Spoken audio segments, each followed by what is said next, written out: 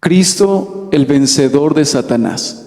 Sermón predicado la mañana del domingo 26 de noviembre de 1876 por Charles Spurgeon. Y pondré enemistad entre ti y la mujer, y entre tu simiente y la simiente suya. Esta te herirá en la cabeza, y tú le herirás en el calcañar. Génesis 3, versículo 15. Este es el primer sermón evangélico que fuera predicado jamás sobre la superficie de esta tierra. Fue en verdad un discurso memorable, siendo el propio Jehová el predicador y teniendo a la raza humana entera y al príncipe de las tinieblas como audiencia. Es algo digno de nuestra más profunda atención. ¿Acaso no es sumamente notable que esta grandiosa promesa evangélica haya sido comunicada casi a continuación de la transgresión?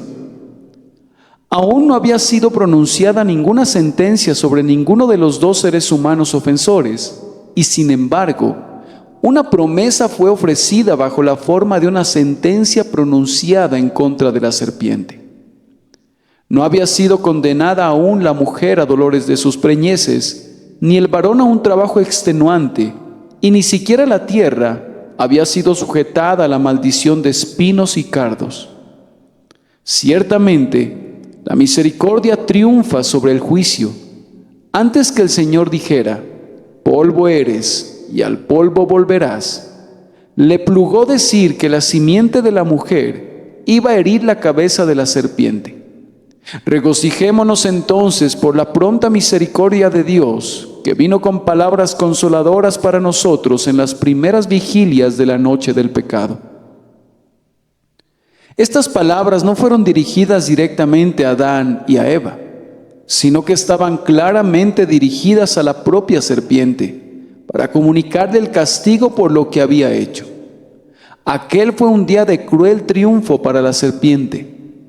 Le embargaba el gozo que su tenebrosa mente era capaz de experimentar, pues se había entregado a su malicia y había gratificado su inquina. Había destruido en el peor sentido una parte de las obras de Dios. Había introducido el pecado en el nuevo mundo. Había sellado a la raza humana con su propia imagen y había acumulado nuevas fuerzas para promover la rebelión y para multiplicar la transgresión. Y por tanto, sentía esa suerte de alegría que puede conocer un demonio que lleva un infierno en su interior. Pero ahora Dios interviene, asume el pleito personalmente y hace que el demonio sea avergonzado en el propio campo de batalla en el que había obtenido un éxito temporal. Le dice al dragón que él se encargará de habérselas con él.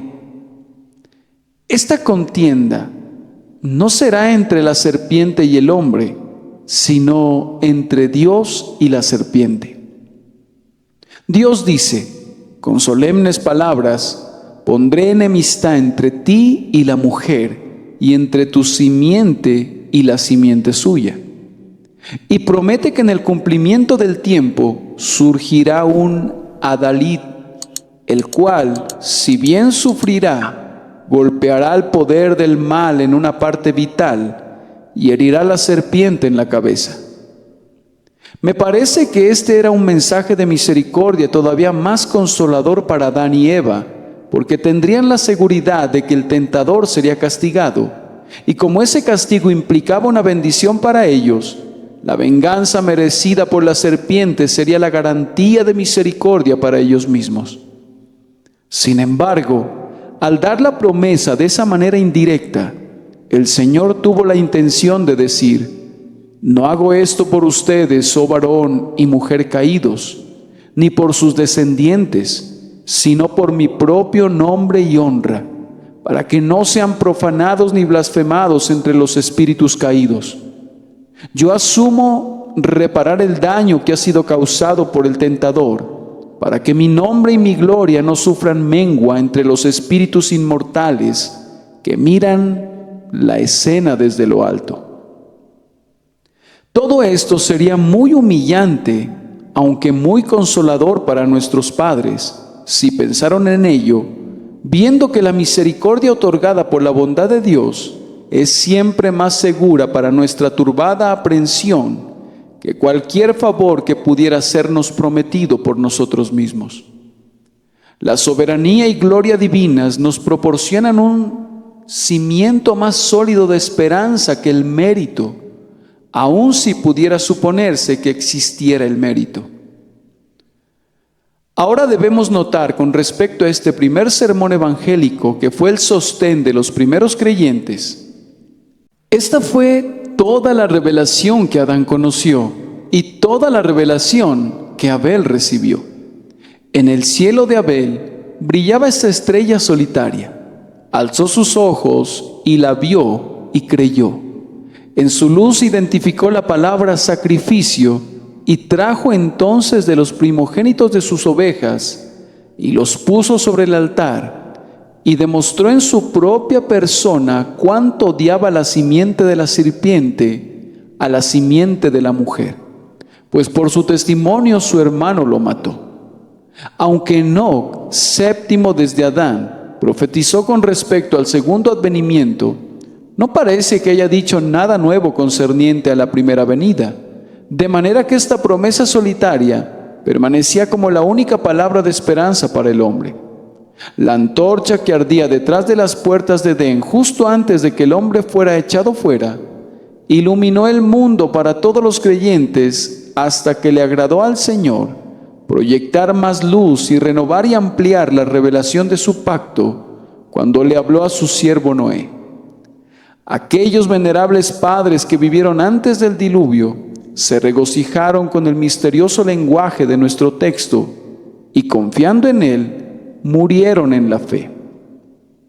Hermanos, ustedes tampoco deben considerarla como una revelación inadecuada, pues, si lo consideran atentamente, está maravillosamente llena de significado.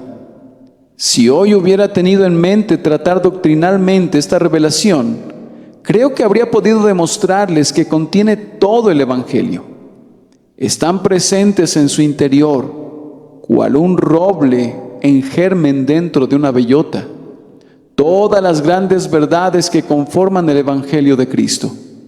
Observen que allí está presente el gran misterio de la encarnación. Cristo es esa simiente de la mujer de la que se habla allí, y hay una alusión bastante clara a cómo se efectuaría la encarnación. Jesús no nació conforme al proceso ordinario de los hijos de los hombres. María fue cubierta con la sombra del Espíritu Santo, y el santo ser que nació de ella era, en cuanto a su humanidad, únicamente simiente de la mujer, como está escrito: He aquí que la Virgen concebirá y dará a luz un hijo, y llamará su nombre Emmanuel. La promesa enseña claramente que el libertador nacería de una mujer, y visto cuidadosamente, también anuncia el método divino de la concepción y el nacimiento del Redentor. También se enseña aquí claramente la doctrina de las dos simientes. Pondré enemistad entre ti y la mujer, y entre tu simiente y la simiente suya. Evidentemente, habría en el mundo una simiente de la mujer del lado de Dios y en contra de la serpiente, y una simiente de la serpiente que estaría siempre del lado del mal, tal como ocurre hasta este día. Coexisten la iglesia de Dios y la sinagoga de Satanás. Vemos a un Abel y a un Caín, a un Isaac y a un Ismael, a un Jacob y a un Esaú. Vemos a los que son nacidos según la carne y que son hijos de su padre el diablo, pues hacen sus obras, y vemos los que son nacidos de nuevo, nacidos según el Espíritu, según el poder de la vida de Cristo, que son en Cristo Jesús la simiente de la mujer y que contienden denodadamente con el dragón y su simiente. Aquí también está claramente anunciado el grandioso hecho de los sufrimientos de Cristo. Tú le herirás en el calcañar. Dentro del significado de esas palabras encontramos la historia completa de los dolores de nuestro Señor, desde Belén hasta el Calvario. Esta te herirá en la cabeza. Ahí está el desmoronamiento del regio poder de Satanás. Ahí está la remoción del pecado. Ahí está la destrucción de la muerte por la resurrección. Ahí está el llevar cautiva la cautividad en la ascensión. Ahí está la victoria de la verdad en el mundo por medio del descenso del Espíritu. Y ahí está la gloria de los últimos días en los que Satanás será atado. Y ahí está por último el lanzamiento del maligno y de todos sus seguidores en el lago de fuego. Tanto el conflicto como la victoria están dentro del significado de estas pocas palabras fructíferas. Pudieran no haber sido plenamente comprendidas por quienes las oyeron por primera vez, pero para nosotros están ahora llenas de luz.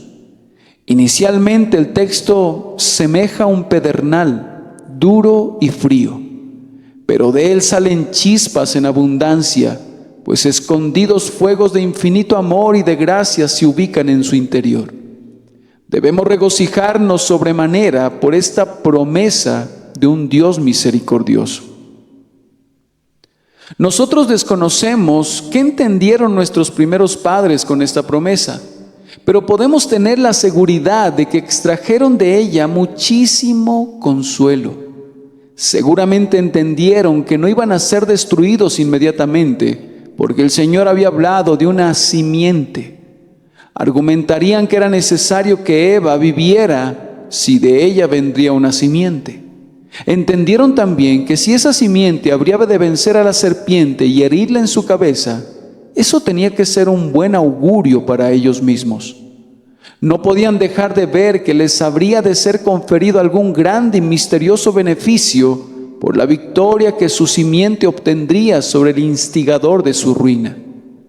Siguieron adelante creyendo esto y fueron consolados en los dolores de las preñeces y en los arduos trabajos.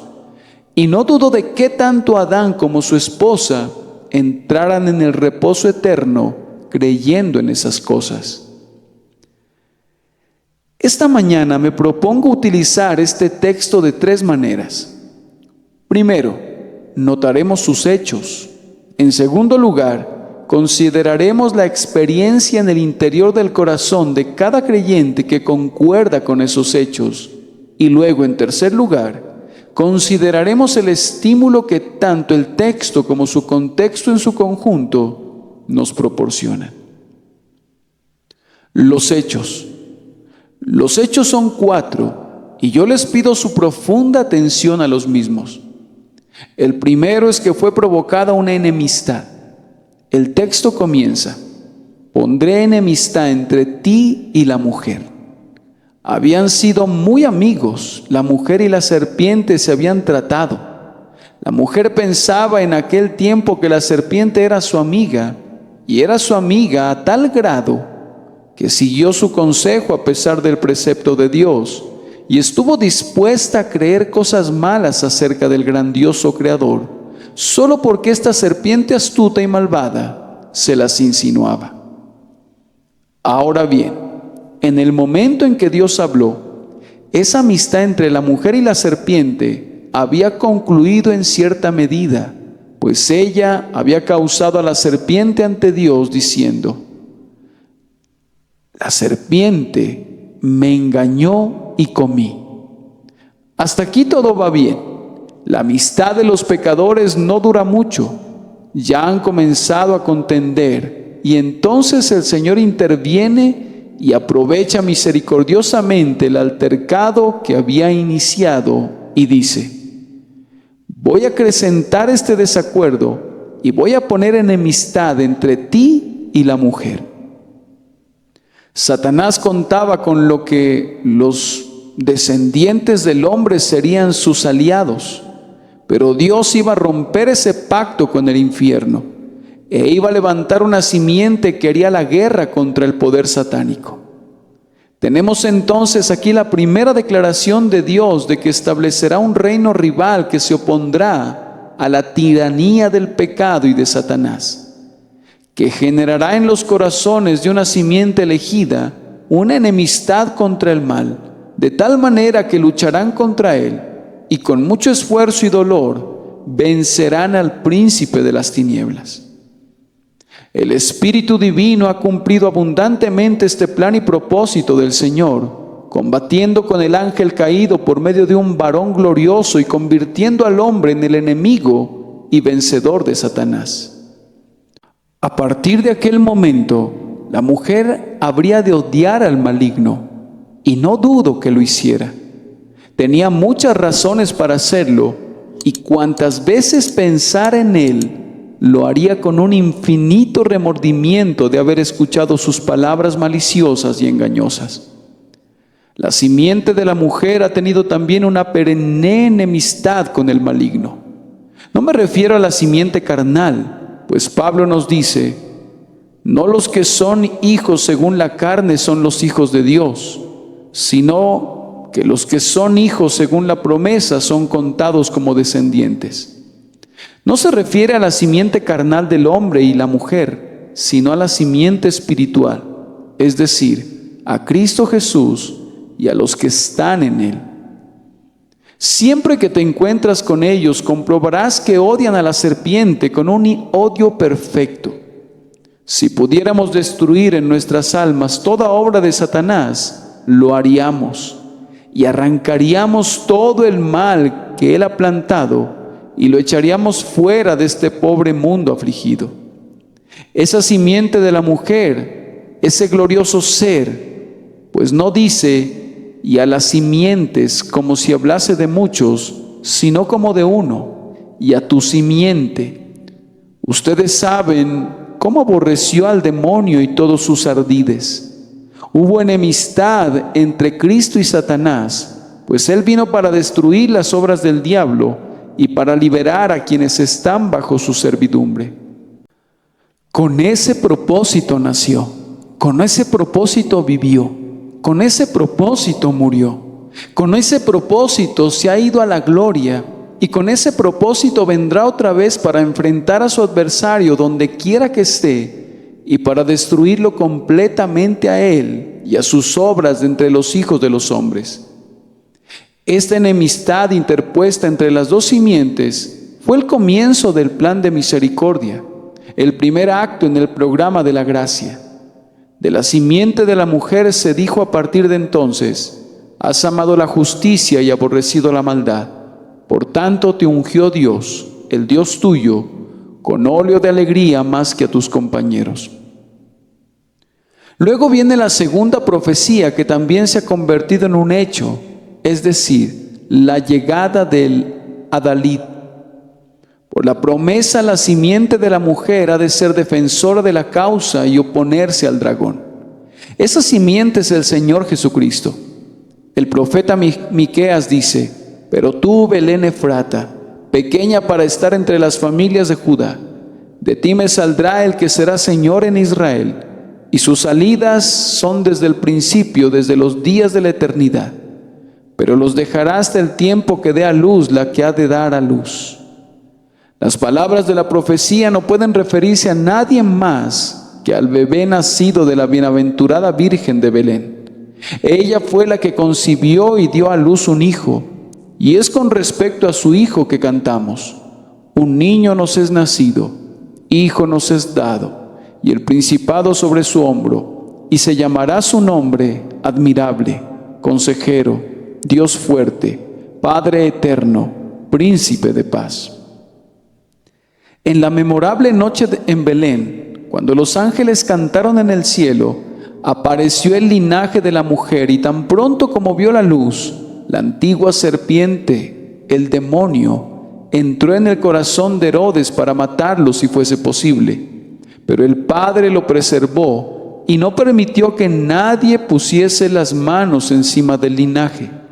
Tan pronto como entró en el escenario de la acción, 30 años después, Satanás lo enfrentó en un combate cuerpo a cuerpo. Ustedes conocen la historia de la tentación en el desierto y cómo la simiente de la mujer luchó allí con aquel que era un mentiroso desde el principio. El demonio le atacó 3 veces con toda la artillería de la adulación, de la malicia, de la astucia y de la falsedad. Pero el Adalid, sin par, permaneció ileso y echó fuera del campo a su enemigo. Luego nuestro Señor estableció su reino y atrajo a él a uno y a otro, y llevó la guerra al país del enemigo. En diversos lugares echó fuera demonios. Habló al espíritu malvado e inmundo diciéndole: yo te mando, sal de él. Y el demonio fue expulsado. Legiones de demonios huyeron delante de él. Buscaban esconderse en los cerdos para escapar del terror de su presencia. ¿Has venido acá para atormentarnos antes de tiempo? Era su alarido cuando el Cristo taumaturgo los desalojaba de los cuerpos que ellos atormentaban. Sí, y él hizo que sus propios discípulos fueran poderosos contra el maligno, pues en su nombre echaban fuera demonios, al punto que Jesús dijo: yo veía a Satanás caer del cielo como un rayo.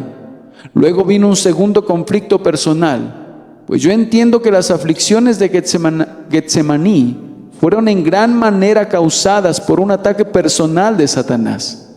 Pues nuestro Maestro dijo: esta es vuestra hora y la potestad de las tinieblas. Dijo también: viene el príncipe de este mundo. ¿Qué lucha fue aquella?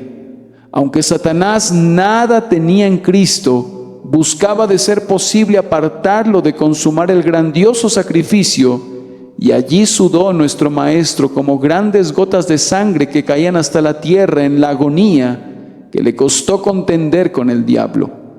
Fue entonces que nuestro adalid comenzó la última lucha de todas que ganó, al punto que hirió la cabeza de la serpiente. Y no terminó hasta que hubo despojado a los principados y a las potestades y los hubo exhibido públicamente. Ahora ha pasado la hora de las tinieblas. Cristo ha asumido su reinante poder. He aquí el gran acusador ha sido derrocado de su asiento para no reinar más. Nuestro glorioso Señor continúa el conflicto en su simiente. Nosotros predicamos a Cristo crucificado, y cada sermón hace que tiemblen las puertas del infierno.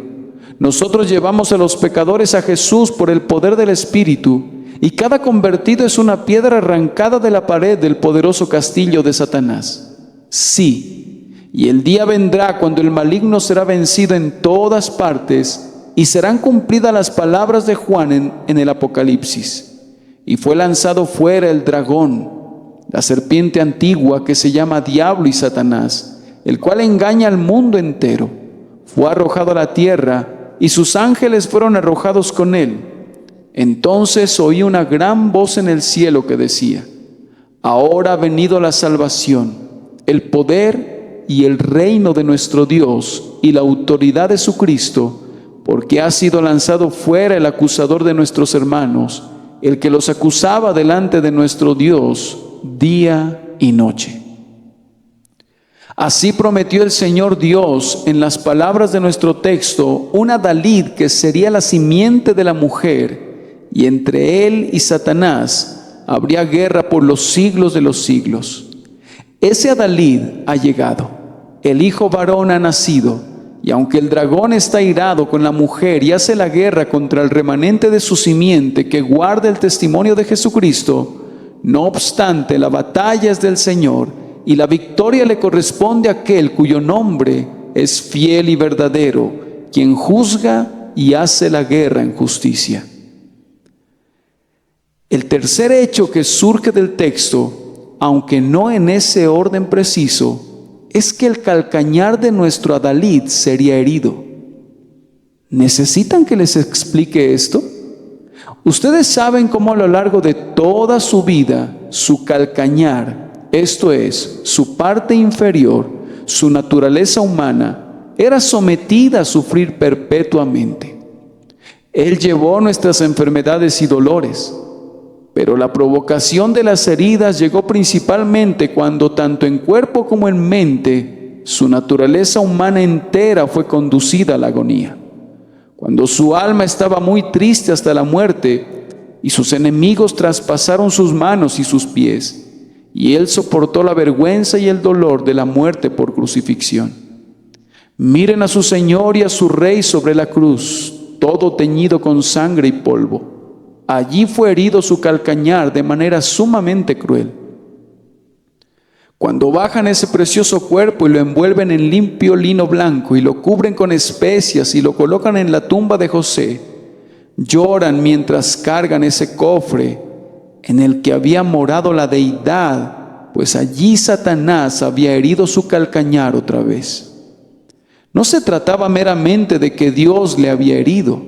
Con todo eso, Jehová quiso quebrantarlo, sino de que el demonio había desatado a Herodes y a Pilato y a Caifás y a los judíos y a los romanos, todos ellos siendo sus instrumentos para ponerlos en contra de aquel que sabía que era el Cristo, de manera que fue herido por la serpiente antigua.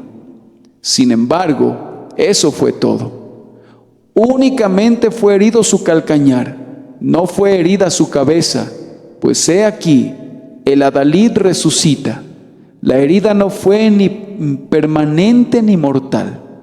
A pesar de que él muere, es tan breve el intervalo en que dormita en la tumba, que su santo cuerpo no ve la corrupción, y sale de ahí perfecto y hermoso en su humanidad, levantándose de la tumba como de un reconfortante sueño después de un día muy largo de incesante trabajo.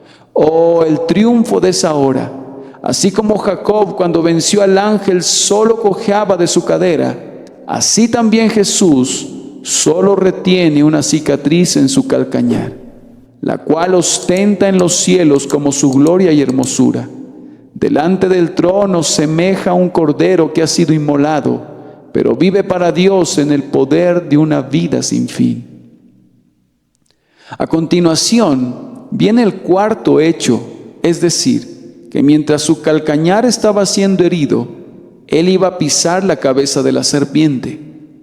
La figura representa al dragón infligiendo una herida en el calcañar del adalid, pero al mismo tiempo el propio adalid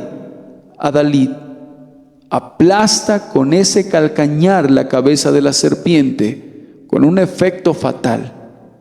Por sus sufrimientos Cristo ha vencido a Satanás. Con el calcañar herido, Él ha pisado la cabeza que planeó provocar la herida.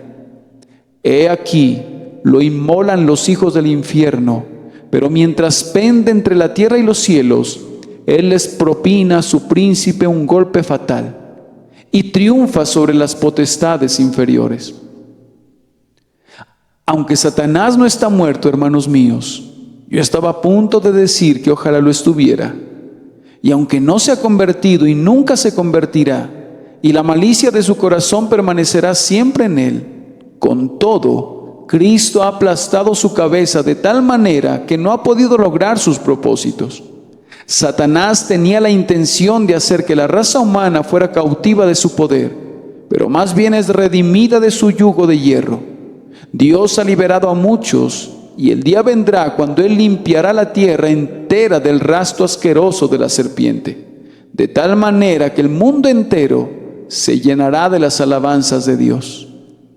La serpiente pensaba que este mundo sería el escenario de su victoria sobre Dios y el bien, en vez de lo cual ya es el más grandioso teatro de sabiduría divina, de amor, gracia y poder. Ni el cielo mismo resplandece tanto con misericordia como la tierra, pues es aquí que el Salvador derramó su sangre, cosa que no puede decirse de los atrios del paraíso en lo alto. Además, sin duda pensó que al conducir a nuestra raza al descarrío y acarrearle la muerte, había entorpecido eficazmente la obra del Señor. Se regocijaba porque todos experimentarían el gélido sello de la muerte y porque sus cuerpos se pudrirían en el sepulcro. ¿Acaso no había arruinado la obra de las manos de su grandioso Señor? Dios puede hacer al hombre como una curiosa criatura con venas y vasos sanguíneos entrelazados y con tendones y músculos, y puede poner en su nariz el aliento de vida. Pero, dice Satanás, yo he inyectado un veneno en él que lo hará volver al polvo del que fue tomado. Pero ahora, he aquí que nuestro adalid, cuyo calcañar fue magullado, ha resucitado de los muertos y nos ha dado una garantía que de todos sus seguidores también resucitarán de entre los muertos. Así Satanás es anulado, pues la muerte no retendrá ningún hueso, y ni siquiera un trozo de hueso de alguno de los que pertenecen a la simiente de la mujer. Al sonido de la trompeta del arcángel, se levantarán desde la tierra y desde el mar, y este será su grito. ¿Dónde está, oh muerte, tu aguijón? ¿Dónde, oh sepulcro, tu victoria? Sabiendo esto, Satanás siente que ya por la resurrección su cabeza está aplastada. Gloria sea dada al Cristo de Dios por esto. En multitudes de otras formas el demonio ha sido vencido por nuestro Señor Jesús, y así lo será para siempre, hasta que sea arrojado al lago de fuego. Veamos ahora nuestra experiencia que concuerda con estos hechos. Hermanos y hermanas, todos los que hemos sido salvados éramos por naturaleza hijos de ira, lo mismo que los demás. Presidiendo de cuán piadosos hayan sido nuestros padres, el primer nacimiento no nos trajo ninguna vida espiritual, pues la promesa no es para los que son engendrados de sangre, ni de voluntad de carne, ni de voluntad de varón, sino solo para quienes son engendrados de Dios. Lo que es nacido de la carne, carne es. No puede lograrse que sea otra cosa, sigue siendo lo mismo, y la carne o la mente carnal permanece en la muerte. Los designios de la carne no se sujetan a la ley de Dios, ni tampoco pueden. Aquel que nace en este mundo solo una vez y no sabe nada del nuevo nacimiento, debe ubicarse en medio de la simiente de la serpiente, pues únicamente por la regeneración podemos reconocernos como la simiente verdadera. ¿Cómo trata Dios con nosotros que somos sus llamados y sus escogidos?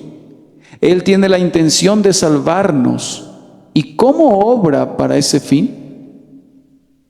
Lo primero que hace es que viene a nosotros en misericordia y pone enemistad entre nosotros y la serpiente. Esa es la primerísima obra de gracia. Una vez hubo paz entre nosotros y Satanás. Cuando Él tentó, nosotros cedimos.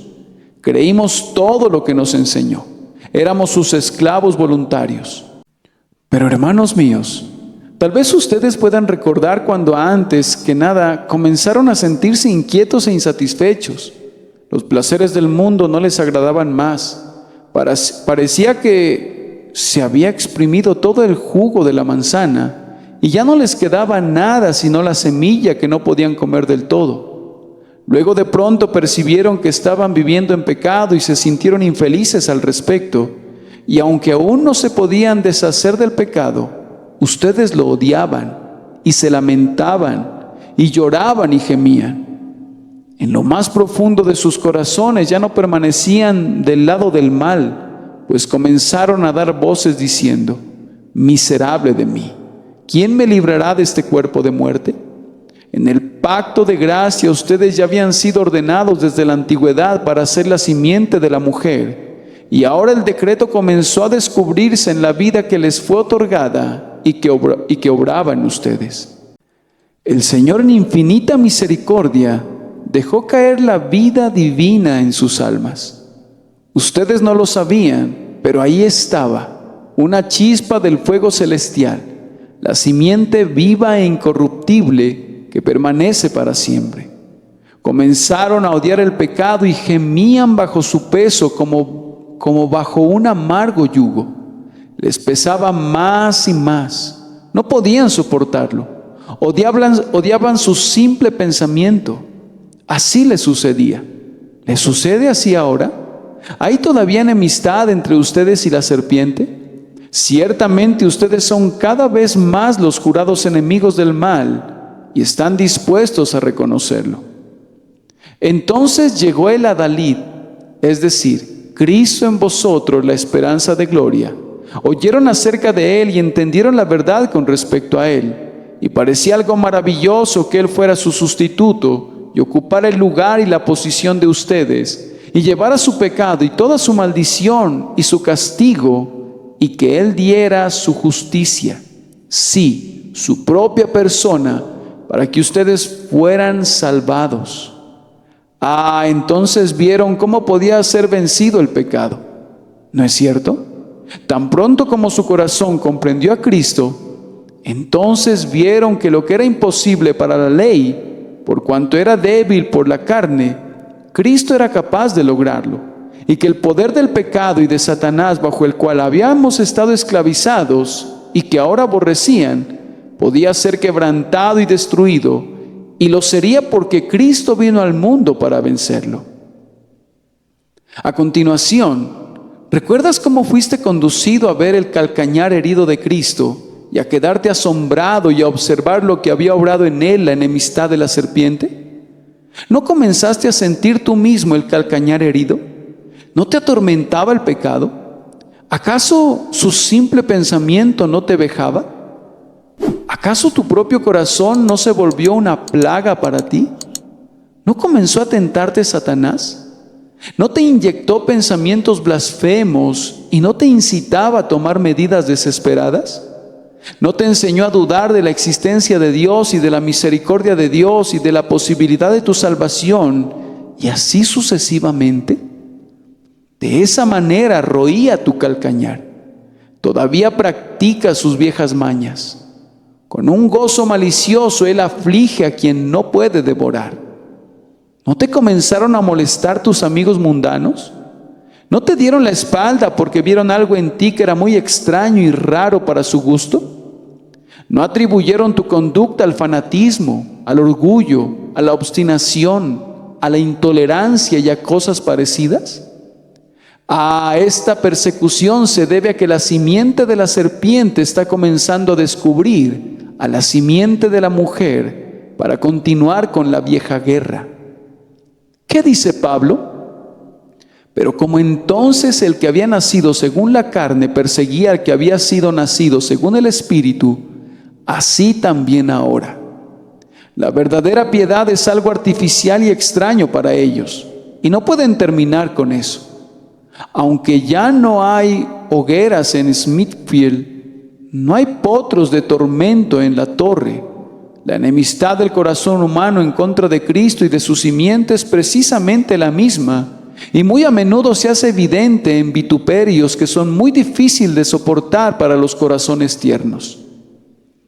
Bien, esto es que su calcañar está siendo herido para que se identifique con las heridas sufridas por el calcañar de la gloriosa simiente de la mujer.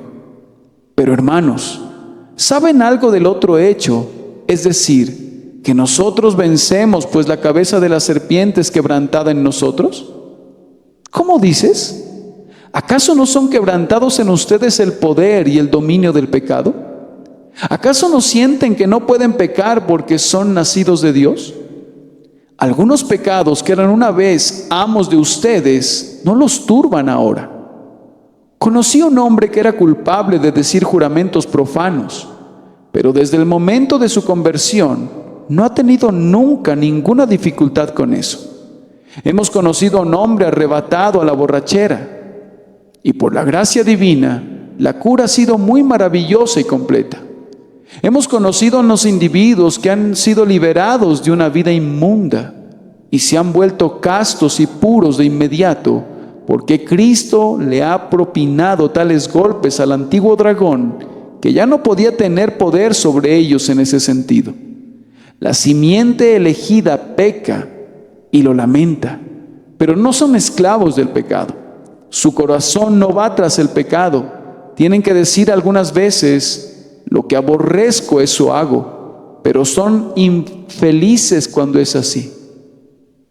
Ellos están de acuerdo en su corazón que la ley de Dios es buena y suspiran y claman pidiendo ayuda para obedecerla, pues ya no están más bajo la esclavitud del pecado.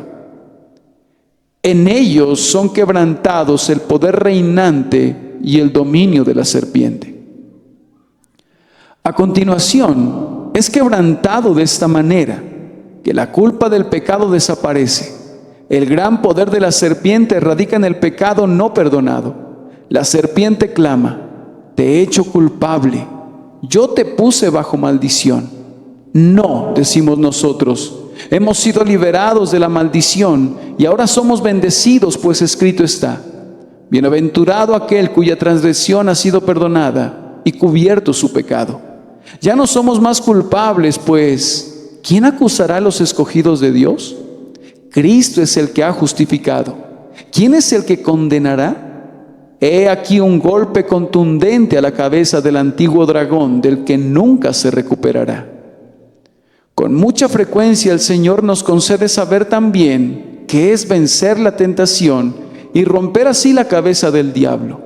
Satanás nos trae con muchas carnadas. Él ha estudiado bien nuestros puntos, conoce la debilidad de la carne, pero muchísimas veces, bendito sea Dios, lo hemos anulado completamente para su eterna vergüenza. El diablo debe de haberse sentido ruin aquel día cuando trató de vencer a Job, cuando lo arrastró hasta un muladar, le robó todo, lo cubrió de llagas y con todo no pudo hacer que cediera. Job venció cuando clamó: he aquí, aunque él me matare, en él esperaré. Un débil hombre había vencido a un demonio que podía desatar al viento, derribar una casa y destruir a la familia que festejaba en ella. Diablo como es y príncipe coronado del poder del aire, fue derrotado por el pobre patriarca enlutado, uno de la simiente de la mujer, que estaba sentado cubierto de llagas sobre el muladar, gracias a la fuerza de la vida interior. Ustedes, hijos de Dios, opónganse a su furia, resistan y Él se irá. Así se le enfrentó nuestro amadísimo Señor y solo le venció. Además, amados hermanos, tenemos la esperanza de que la propia existencia del pecado en nosotros será destruida. El día vendrá cuando seremos sin mancha ni arruga, ni cosa parecida, y estaremos delante del trono de Dios sin haber sufrido lesión alguna por la caída o por todas las maquinaciones de Satanás, pues son sin mancha delante del trono de Dios. ¿Qué triunfo será ese? El Dios de paz aplastará en breve a Satanás bajo vuestros pies, cuando Él los haya perfeccionado y liberado de todo pecado, como lo hará. Ustedes en verdad habrán herido la cabeza de la serpiente. Y también en su resurrección, cuando Satanás los vea levantarse desde la tumba como alguien que ha sido perfumado en un baño de especias, cuando los vea levantarse en la imagen de Cristo con el mismo cuerpo que fue sembrado en corrupción y debilidad, resucitado entonces en incorrupción y poder, sentirá una infinita desazón y sabrá que su cabeza fue pisada por la simiente de la mujer. Debo agregar que cada vez que alguien de nosotros es utilizado en salvar almas, repetimos, por así decirlo, el aplastamiento de la cabeza de la serpiente. Amada hermana, cuando vas entre esos pobres niños y los recoge de las alcantarillas donde son presa de Satanás, donde él encuentra la materia prima para ser ladrones y criminales, y cuando por tus medios, por la gracia de Dios, los pequeños descarriados se vuelven hijos del Dios viviente, entonces tú, en tu medida, y eres la cabeza de la antigua serpiente. Yo te ruego que no lo perdones. Cuando nosotros, por la predicación del Evangelio, volvemos a los pecadores del error de sus caminos, de manera que escapan del poder de las tinieblas, herimos de nuevo la cabeza de la serpiente. Siempre que de cualquier forma o manera ustedes son bendecidos para la ayuda de la causa de la verdad y de la justicia en el mundo, también ustedes, que una vez estuvieron bajo su poder y aún ahora tienen que sufrir algunas veces sus mordiscos en los tobillos, pisotean su cabeza. Ustedes vencen en todas las liberaciones y victorias y demuestran que esta promesa es verdadera. Sobre el león y el aspid pisarás, hollarás al cachorro del león y al dragón. Por cuanto en mí ha puesto su amor, yo también lo libraré. Le pondré en alto por cuanto ha conocido mi nombre. Hablemos un momento sobre la motivación que nuestro texto y el contexto nos proporcionan, pues me parece que abunda. Hermanos, yo quiero que ejerciten la fe en la promesa y que sean consolados. Evidentemente el texto animó mucho a Adán. No creo que le hayamos dado suficiente importancia a la conducta de Adán después de que el Señor le hubo hablado. Noten la sencilla pero concluyente prueba que dio de su fe. Algunas veces una acción pudiera ser más significativa y sin importancia, y con todo, tal como una paja muestra en qué dirección sopla el viento, esa acción puede exhibir de inmediato, si se reflexiona al respecto, el estado integral de la mente del hombre. Adán actuó creyendo en lo que Dios dijo, pues leemos, y llamó a Adán el nombre de su mujer, Eva, o vida, por cuanto ella era madre de todos los vivientes. Versículo 20. Ella no era de ninguna manera una madre en ese momento, pero como la vida vendría por medio de ella en virtud de la simiente prometida, Adán afirma su plena convicción en la verdad de la promesa, aunque en aquel momento la mujer no hubiera dado a luz a ningún hijo.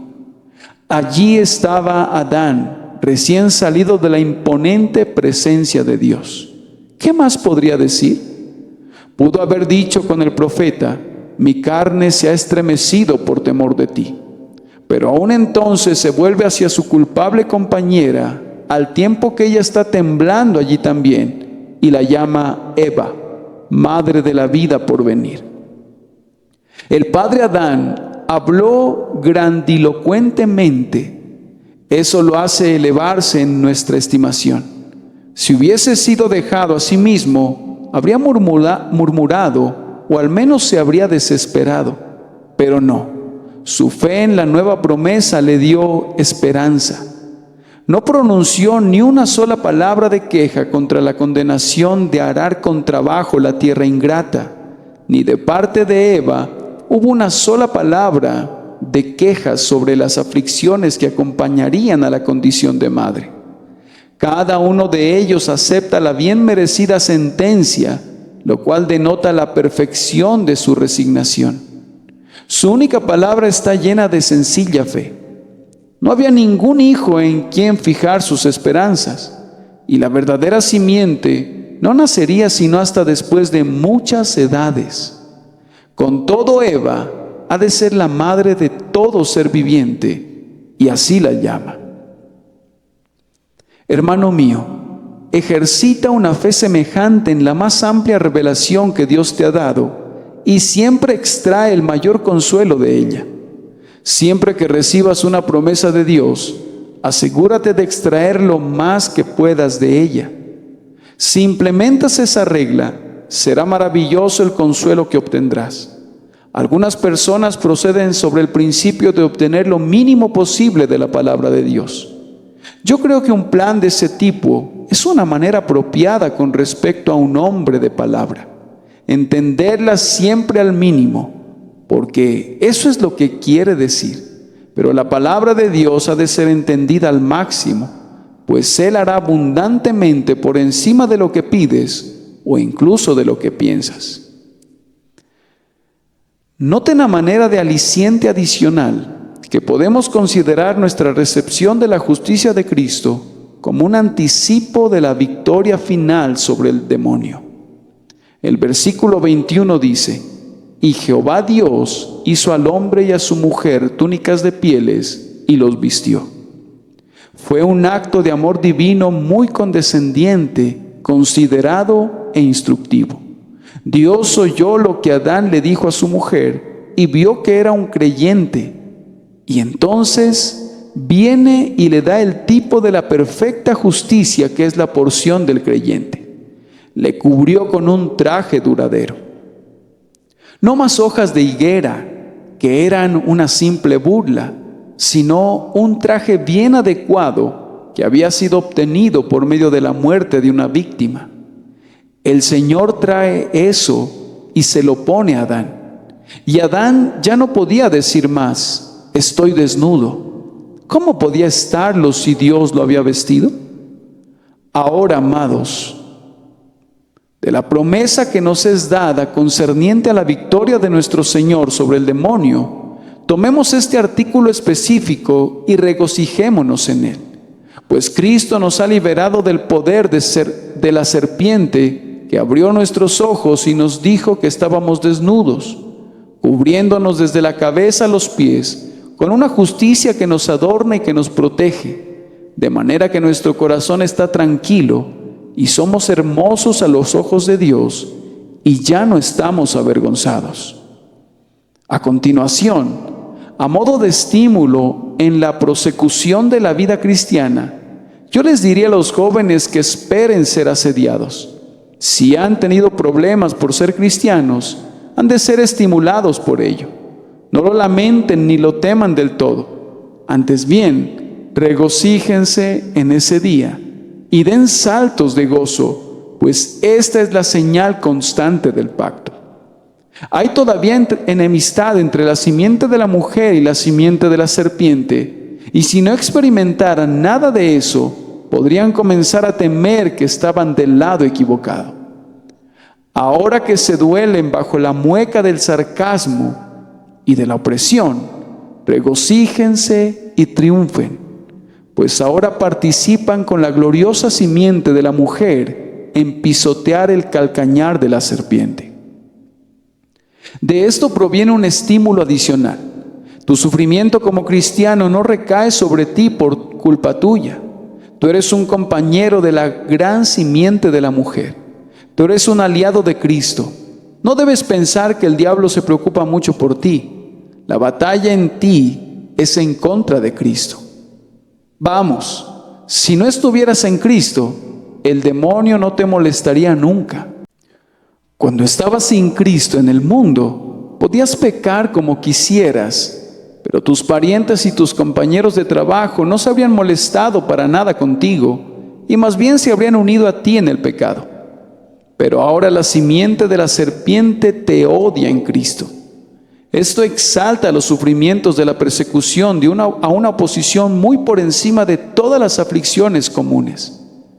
Me enteré de una mujer que fue condenada a muerte en los días marianos y antes de que llegara el momento de ser quemada, le nació un niño y ella gritaba en su aflicción.